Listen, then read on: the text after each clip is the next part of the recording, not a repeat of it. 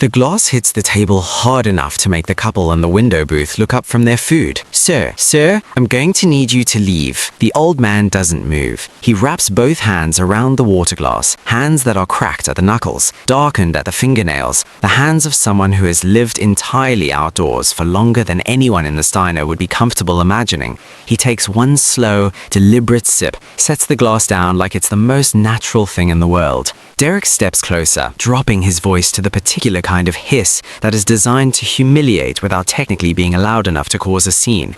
This is a place of business, not a shelter. You've been sitting here 40 minutes and all you've ordered is water. You are taking up a table during peak hours. The old man says nothing. He looks at his water glass. Someone get him a cab, Derek announces, straightening up, performing for the room now. Or don't. Either way, I'll have another water, please. The voice is quiet, calm, completely unbothered. Derek's jaw tightens. Behind the counter, a waitress named Sarah freezes mid-step, notepad still in hand. She's 26 years old, and she has flour on her apron and dark circles that no amount of sleep seems to fix anymore. She watches. The whole diner watches. Get out, Derek says. Sarah takes one step forward, and everything that follows begins with that single step. 30 minutes earlier, the diner was the same as it always was, surviving, not thriving. The vinyl booths had electrical tape over the cracks. The ceiling fan wobbled on every rotation. The specials board had 3 items listed, and 2 of them crossed out in permanent marker. The whole place smelled like coffee and old grease, and something underneath that, something harder to name,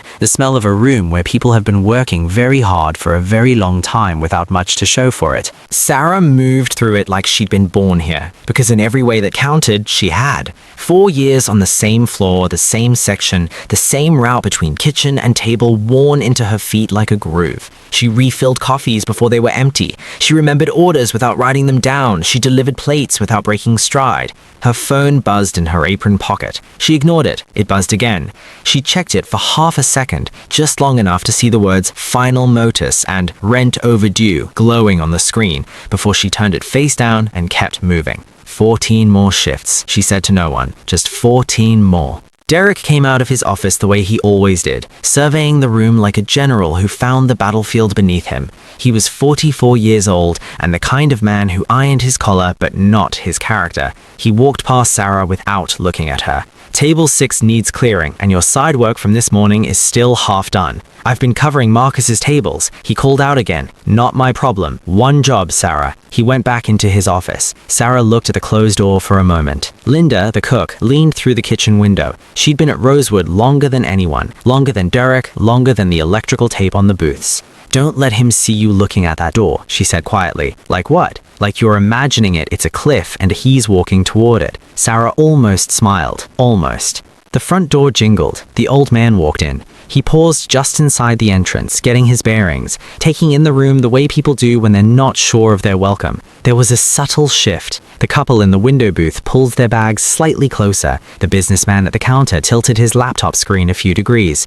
Nobody did anything overt. Nobody ever does. It's just a series of tiny adjustments, barely conscious, that collectively say, you don't belong here. The old man didn't seem to notice any of it. Or maybe he noticed all of it and had simply long ago decided it wasn't worth his attention either way. He chose a booth in the far corner, the worst table in the house, closest to the bathroom hallway, farthest from the light. He sat down, folded his hands on the table, and waited. Sarah approached. She pulled out her notepad out of pure habit. "Hi there, what can I get started for you?" He looked up. He had silver hair, an untrimmed beard, a coat that was 3 sizes too large and had clearly been rained on more than once. But his eyes were something else entirely, sharp, present, quietly amused by something that hadn't happened yet. "Water, please," he said. "Top is fine." "Sure thing. Do you need a minute with the menu?" "Maybe just a minute, yes. Thank you, Sarah." She was already turning away when it caught her. She stopped. "Sorry, how did you know my name?" He pointed, gently, to the name tag on her apron. She looked down at it, laughed, a short, tired, genuine laugh. "Right, long day. It's only noon," he said. "Exactly." She went to get his water. He watched her go. Then he turned and looked slowly around the diner. The wobbly fan, the patched booths, the crossed-out specials, the water stain on the ceiling above the register that had been there for months and showed no sign of being addressed. His expression was unreadable, not sad, not amused, the expression of a man doing a very specific kind of arithmetic in his head. When Sarah brought back his water, he wrapped both hands around the glass and let out a slow breath, like a man who had been walking for a while and was glad to sit. "Can I ask you something strange?" he said. "Occupational hazard. Go ahead." "The radiator on the east wall, has it always made that sound?" Sarah blinked. She listened, and sure enough, a faint, rhythmic clanking from the corner of the room that she'd stopped consciously registering years ago. It was just part of the diner's breathing by now, part of the background noise of the place. "Since I started here," she said, "going on 4 years." He nodded slowly. "And that water stain above the register, is that new?" She looked up at it. "Few months, maybe. Derek says the landlord's been slow on repairs." Something moved across his face. "There and gone." "I imagine so," he said. Derek came out of the office a few minutes later, making his usual sweep, and his eyes landed on the corner booth and stayed there. He crossed the room and planted himself at the end of the table, addressing Sarah as though the old man weren't present at all. "Why is this table occupied?" "He's a customer, Derek. He ordered water." "I'm still considering the menu," the old man said pleasantly. Derek leaned down, voice going low. "There are places better suited to your situation. The shelter on Mercy Street does lunch until 2. The old man looked at Derek. He looked at him with the particular patience of someone who has absolutely nothing to prove to anyone in this room or any other. Not anger, not embarrassment, just patience, and underneath it something that might have been, very faintly, pity. "I appreciate that," he said. "I'd like to stay here, if that's all right." "It's not," Derek said, straightening. "Sarah, this table needs to turn." "Derek!" "Sarah!" The diner had gone quiet in that way, where everyone is pretending very hard to mind their own business. Sarah looked at the old man. He gave her the smallest nod, barely a movement at all, as if to say, "Don't fight on my account," as if to say, "It's all right," as if to say, "I've seen this before." She looked back at Derek. "He hasn't done anything wrong." Derek stared at her. "He came in, he sat down, he ordered water. That's what customers do. He's a customer." The words sat in the room like something with weight. Derek's face moved through several expressions and landed on something restrained and dangerous. "We'll talk about this later," he said quietly, and walked away. Sarah refilled the old man's glass without being asked. "You didn't have to do that," he said. "Yeah," she said, already moving. "I did." By 1 in the afternoon, the lunch rush had thinned, and the diner was in that slow in-between stretch where the floor gets mopped and the ketchup bottles get refilled, and time moves at a different speed. The old man was still there. He hadn't ordered anything else. His water had been refilled 3 times. Sarah passed his table and he said, "You've been on your feet since before I arrived." "Feet are overrated. Sit for a moment." She almost said no. The instinct of 4 years told her that sitting was failing, that visible stillness in Derek's diner was something you paid for later. But the diner was quiet, Derek was in his office, and her feet hurt in a way that had stopped feeling temporary a long time ago. She sat. "4 years here," he said. 4 years and 3 months. "Do you like it?" She looked at him. "I'm good at it." "That's not what I asked." A pause. "I used to want to open my own place," she said. "Little breakfast spot, nothing fancy. Good eggs, good coffee, real maple syrup instead of the fake stuff. What happened to that? Life, rent, my mum got sick, the math stopped working." He was quiet for a moment. "The math has a way of changing," he said. Then he reached into the inside pocket of his coat and pulled out a cocktail napkin, old, slightly worn, from somewhere else entirely. He slid it across the table. She picked it up. Written on it in neat, precise handwriting, R. Whitmore and Associates, EST 1987 HW, and below that, a phone number. "What is this?" "Just hold on to it." She stared at it. "Are you okay? Do you need help finding—" "I'm perfectly well," he said warmly. "Better than I look, I promise you that." She tucked the napkin into her apron pocket, not entirely sure why. Derek came out of the back. He saw Sarah sitting across from the old man and his expression went absolutely flat. "Sarah, my office, now." She stood. Harold watched Derek approach with that same measuring calm. "And you," Derek said, "I've been more than patient. 5 minutes or I call someone to help you find the door." He turned to go.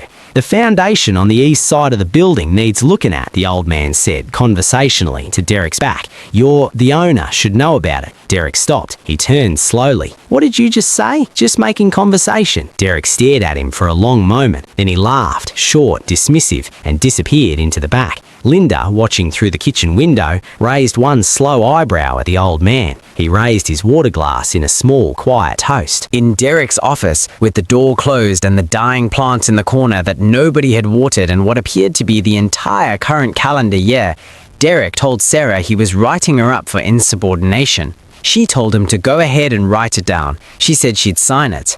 Derek hadn't been expecting that.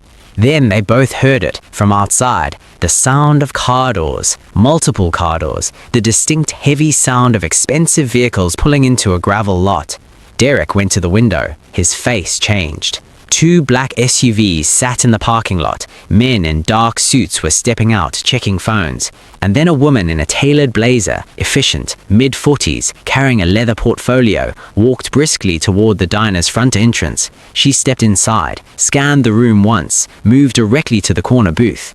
Mr. Whitmore, I'm sorry for the delay. The traffic on the 9 was... Sit down, Margaret. You want coffee? Margaret sat across from the old man and placed the leather portfolio on the table. Linda had completely stopped pretending to cook. The couple in the window booth stared openly. Sarah had emerged from the hallway with Derek one step behind her, and they both just stopped.